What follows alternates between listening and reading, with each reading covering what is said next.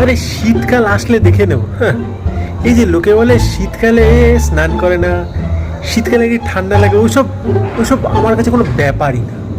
শীতকালে আমি ঠান্ডা জলে রীতিমতো স্নান করি। আর এদিকে ঠান্ডা তোমার সেরকম লাগে না। একটা কম্বল, সামান্য পাতলা কম্বল হলেই চলে যায়। হ্যাঁ, সেরকম কিছু ব্যাপার হয় না। আরে সব ভাঁওতা মার্কা কথা। আরে লোকজন যেটা করছে আমি যেটা করছি আলাদা। আরে আরে আমি আলাদা লোক। প্রচণ্ড শীতটা প্রচণ্ড পড়েছে। বাপরে বাপ, হাড় জমিয়ে দিল। না, আজকে স্নানটা করা যাবে না।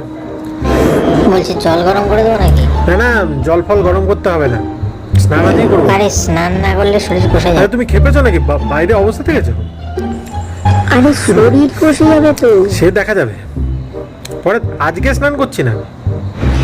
ও দাদা কি হলো? হ্যাঁ, এই যে ডায়লগ মারছিলেন যে শীতকালে নাকি প্রচুর স্নান করেন, তারপর শীতকাল আসলে আপনার কোনো ব্যাপারই না।